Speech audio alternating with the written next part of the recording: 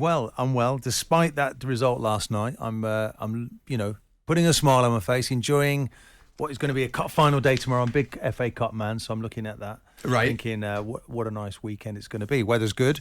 But yeah, a bit of a fallout from the Arsenal game against Spurs last night, and that's really changed things somewhat for the rest of the season. We will touch on this very shortly, Simon, because I'm not going to let it go. But this is the same Martin Keown earlier on in the week who said in the Daily Mail that he wouldn't take any Spurs players in his Arsenal side.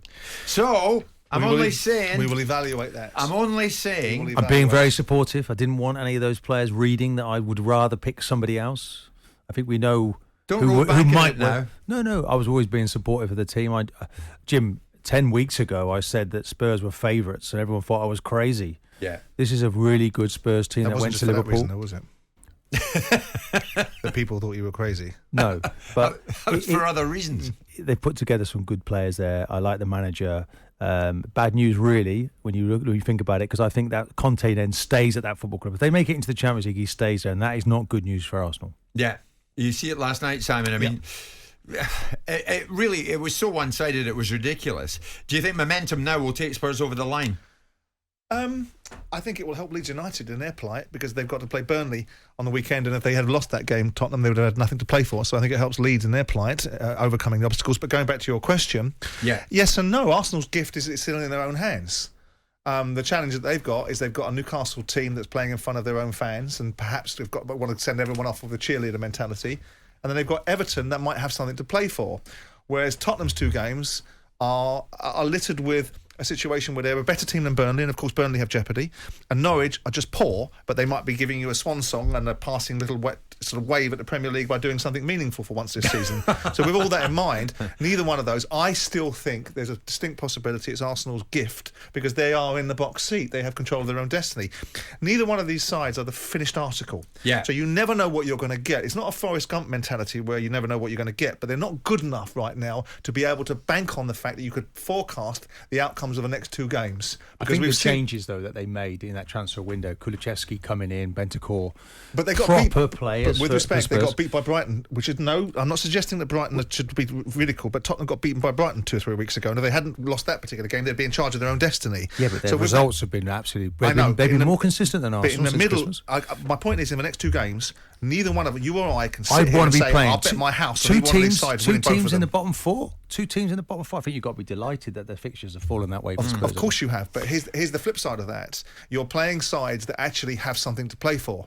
Well, have Norwich got something to play for then? Well, no, but they've got pride to play for, and they've got the free. As you know, as a footballer, when you've got no pressure on you, you've got freedom to be able to express yourself. They've conceded something like 78 goals this season, Norwich. Granted, but Burnley have something to play for. Yeah, and Everton, by God, I think have they'll get blown away. For. They're going to get blown away at White Hart Lane. They probably will do, but the point is this: is that neither one of us could sit here unequivocally and say, "I tell you what, I bet my house on both of these teams winning both these two games," because there's a mixed bag. I would expect Tottenham to come through these two games, and I would expect the jeopardy to be the problem would be Arsenal's, and they'll get a win and a draw, and then subsequently Spurs nick into the top 4. I think Spurs looked at the fixtures, knew that was what was coming. I mean, Arsenal got to go to Newcastle. They've been a complete. I mean, since Christmas, they've been unrecognisable. Okay, they just got beat 5-0 by Man City. Yeah, Man City and Liverpool, but everyone gets beat by those two. But take those two fixtures away, and Newcastle have got more points than any other team since Christmas. I mean, they've been quite remarkable. So you're making a case for Spurs now, unequivocally. 100%. But I made that case 10 weeks ago when Arsenal beat Villa and everyone thought I was crazy. Mr. Arsenal Invincible, Martin Keown, let's look at your side last night. And more importantly, let's look at what went wrong, and let's analyse what Arteta was saying post-match. I mean, for example, did Arsenal bottle the occasion, or did the game hinge on that Rob Holding red card? This was Arteta, who clearly didn't want to be drawn on the refereeing performance. No, because I will be suspended. You can ask the referee if he wants to come and give an assessment of the match. I can do it, but I have 2 options. I can lie to you, which I don't do, or if not, I will be suspended, and I would really want to be on the touchline against Newcastle. Suspended for what? What's he about to say? I mean, he's got no complaints, has he? He said it all there, hasn't he? He doesn't agree. I think the penalty, am I the only person on the planet who thinks it was a soft penalty? I was pretty shocked when I saw it. I mean, I was listening to the commentators last night. They looked like they saw it straight away. In real time... It was clumsy. In real time, I was surprised it was given. You don't often see them given. when you play it back and you look at it, you say, okay, I can give a case there for the referee giving it. But in the moment, and I don't think Paul Tierney, actually, I've seen a photograph this morning of his view of it, and he looks like he's got an obscured view of it. Mark, take your Arsenal glasses off. It was a penalty, surely. If it was for anybody, I think if it was against you any asking other team, you asked me genuinely. That. Genuinely, I think it was soft. I think it was a gift for Tottenham. Okay, and I think the referee there was a situation that he found himself, a cauldron of atmosphere, incredible atmosphere in that ground, and that referee was very keen to give a penalty. What do you mean? Very keen. Very keen. Well, quite often referees run away from those situations. How do you mean he was very keen? Every time there was a tackle, there was an inquest from the bench, from the Spurs bench. If you Holding's involved, and you can say that he got too involved, and he was a contact game. He was trying to play against Son, and Martin, if it was the other end, you'd be screaming for it. I'm just asking. You're asking me the question. Did I think it was a full blatant penalty? No, not really. No, when I watched it, I think he's right. I think it was a soft penalty. I think he's right. But was it a penalty? It was a penalty because the referee gave it. We will have to get on with it. But it was a penalty. I don't believe it was really one that you'd give instantly. I was surprised the referee gave it. I had to see it 2 or 3 times to see there was a problem. And if you're watching that in real time... You think it was totally influenced by the crowd? I think it was difficult for him in that situation. It's a cauldron, the atmosphere in there, Jim. And every time there was a foul... But it may well be a soft penalty, and I think you're probably right, there's an element of softness about it. But it doesn't alter the fact that it was a penalty. It doesn't alter the fact that defensively and positionally, the defender got in the wrong position. He put the referee to a decision. Holding got... Yeah, the defender put himself... Let's not forget, actually, Kulusevski, the quality of that ball... Granted. Is absolutely... And that's the difference here. It comes down to quality. But we're running different arguments. We're talking about the quality of the ball coming in, and we're talking about the defensive position. That's why he's out of position. The defender...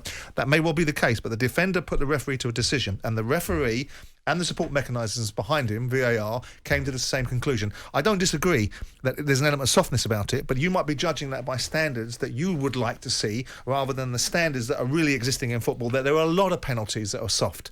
Notwithstanding that, was it a penalty? Yes, it was a soft penalty. But was it a penalty? Yes, it's a soft penalty. But the end of the sentence is it's a penalty. To learn from it, if I'm still working in the game, I'm talking to the players there, you have to put an element of disguise on that nudge, okay? I think Son should have been left to make that header. I'm not sure he'd have put that in the back of the net. But in the media world, I'm saying, look, it was a soft penalty. Well, listen, let's talk about this plan that seems somewhat naive in modern day football, to have Rob Holding target Son.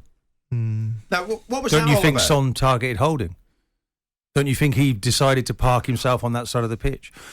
The system that they play with Son, I mean, he is a very difficult player to play against. He comes often deep to the ball, and Holding was going after him, which was maybe not what he needed to do, and he felt exposed. And at times, I think Cedric was also pushing right up, and he was leaving him on his own in a 1-2-1. He doesn't want to let Son turn and go after it. And I think maybe it'd have been nice if someone would have spoke to him and said, look, come on, come away. You don't have to keep trying to win those balls. It's impossible sometimes to win those balls. That's what lost him the game. Just stay goal side. He gets red carded off, and goes 10 against 11 for a considerable period of time. They're never going to do anything. Jim, Arsenal, I just said to you, it was a gift. It was a gift they gave, okay? So the plan was I think it was soft. They could have... The penalty was soft, but nonetheless, it is a penalty. But never mind the penalty, and they could have done better. Holding and Son. And then a player gets sent off, so they're down to 10 men. So again, look, that's unprofessional, isn't it? That's ill-discipline. Yeah. And there's another gift for Spurs, to make it even easier for them. So what on earth were they doing in such an important game? Well, people do silly things, Jim, in certain situations, don't they? I don't think the plan was wrong, Jim. I think the execution of it was wrong. Yeah. The fact is that they want to operate in a certain way, and they want to stop a certain player performing. Yeah. There's nothing wrong with that, but Holding's execution was the issue, and not necessarily the plan. I will say as well, though, there is an elbow from Son in one of those comings together, which suddenly disappeared, and everyone sees it. No one sees it.